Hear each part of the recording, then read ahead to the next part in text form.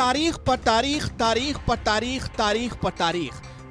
Public की आंखें पथरा गई, बचपन से जवानी आ गई और जवानी से बुढ़ापा आ गया। खेत प्यासे रह गए, लेकिन वो तारीख नहीं आई जब इन खेतों तक पानी पहुंच सके। ये कहानी है उस परियोजना की जिसे बड़े ढोल नगाड़े के साथ साल 1978 में शुरू किया गया। नाम रखा गया बाणसागर परियोजना। इस परियोजना से उत्तर प्रदेश, मध्य प्रदेश और बिहार के खेतों की प्यास बुझनी थी। इसकी तत्कालीन अनुमानित लागत थी 322 करोड़ 30 लाख रुपए। 43 साल बाद इस योजना में अनुमानित लागत से 4 गुना यानी 1250 करोड़ से ज्यादा के घोटाले का आरोप लग चुका है। लेकिन 43 साल बाद इस परियोजना की सच्चाई क्या है, आज आप ग्राउंड रिपोर्ट देखेंगे। ये नहर नहीं बर्दाश्त कर पाया। ये बाणसागर नहर परियोजना है। पानी नहीं आया। पानी न आने से पहले नहर में ये हाल है, नहर की गुणवत्ता का ये हाल है। आप देख सकते हैं कि हल्की सी बारिश के बाद जो नाले का पानी इकट्ठा होता है पहाड़ियों से, वो उस पानी का बहाव ये नहर नहीं थाम पाया। तो ऐसे में जब बाणसागर के नहर से इतनी तेज़ी के साथ पानी आएगा तो पानी का दबाव ये नहर कैसे झेल पाएगा। अरे नहर वो क्या होती है? ऐसी होती है क्या जिसका ना तो ओर छोर का पता है और ना ही उसके बांध का? रुकिए, अभी आगे की तस्वीर देखेंगे तो भारतीय इंजीनियरिंग पर कसम से फिदा हो जाएंगे आप। लेकिन उससे पहले सबसे इंटरेस्टिंग बात तो सुन लीजिए। प्रधानमंत्री 2018 में मिर्जापुर के दौरे पर आए। माहौल तब चुनावी हो चला था, इसलिए शब्दों को कविताओं में पिरोकर दावा करने लगे कि उनकी सरकार ने अटकी हुई, लटकी हुई और भटकी हुई परियोजनाओं को पूरा किया, जिसमें से एक बाणसागर भी था। हमारी सरकार ने जब अटकी हुई, लटकी हुई, भटकी हुई योजनाओं को खंगालना शुरू किया तो उसमें इस प्रोजेक्ट का भी नाम सामने आया। फाइलों में खो चुका था सब कुछ।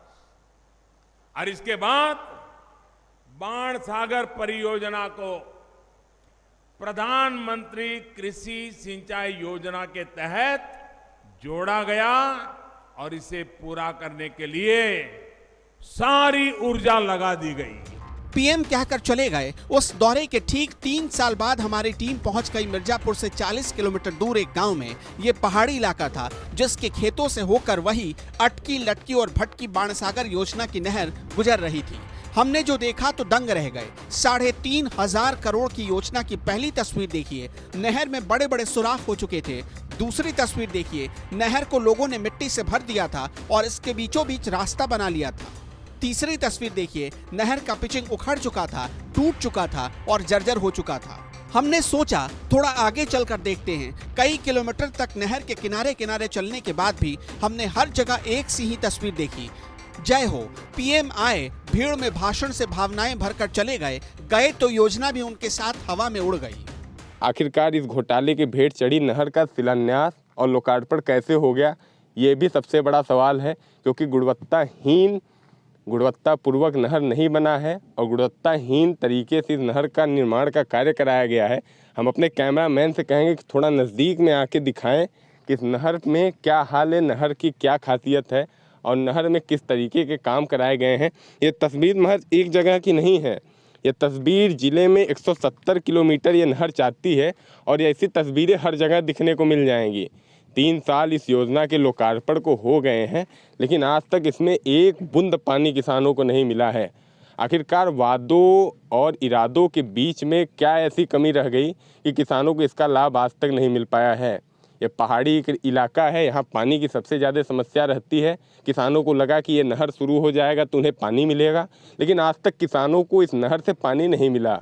अधिकारी आते हैं, ढकोसला बतियाते हैं और जैसे लंदन टूर पर निकल जाते हैं। राम जगत इसी मिर्जापुर के किसान हैं, उन्हीं से सुनिए नहर और अधिकारियों की सच्चाई।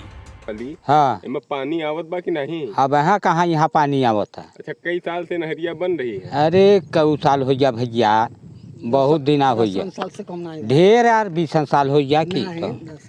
अच्छा, ये नहर में का अधिकारी आते कब बोलते हैं पानी वानी आएगा?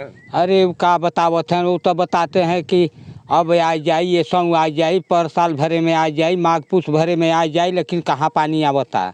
ये समझ के सुनवाई रहा कि सब पानी आ जाए और पानी आए नहीं।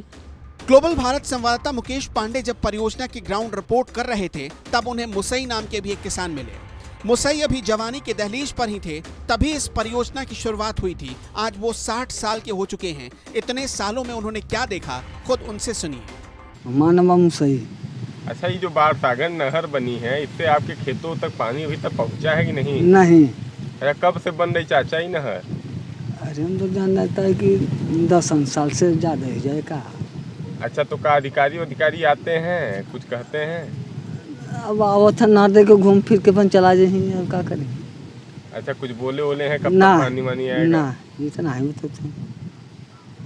अच्छा, आपके खेतों की सिंचाई कैसे होती है? हाँ, जैसे लाहौर वाली बंधा से। अच्छा, बाढ़ सागर नहर का पानी आज तक नहीं। बाणसागर परियोजना में 170 किलोमीटर की नहर तैयार होनी थी, जिसकी लागत 322 करोड़ से बढ़ते बढ़ते 3,500 करोड़ रुपए हो गई। पर यहाँ तो डब्बा ही गोल कर दिया गया। नींव पड़ने के 43 साल बाद भी पानी नहीं आया और अब तो नहर का नामो निशान ही मिट रहा है। ऐसी हालत बताती है कि सालों साल तक कभी पानी नहीं आएगा। समस्या ये है कि सरकार दूरबीन से देखना ही नहीं चाहती। रंगरोगन करके काम चलाने वाला एटीट्यूड और उसका आइडिया देश में एशिया की सबसे बड़ी नहर को बर्बाद कर चुका है। 1978 में शुरू हुई इस परियोजना को 1988 में पूरा हो जाना था। पैसों की कमी, सरकारों की खींचतान ने इसे जिंदा होने से पहले ही मार दिया। इस परियोजना का 50% हिस्सा मध्य प्रदेश, 25% बिहार और 25% उत्तर प्रदेश को फाइनेंस करना था।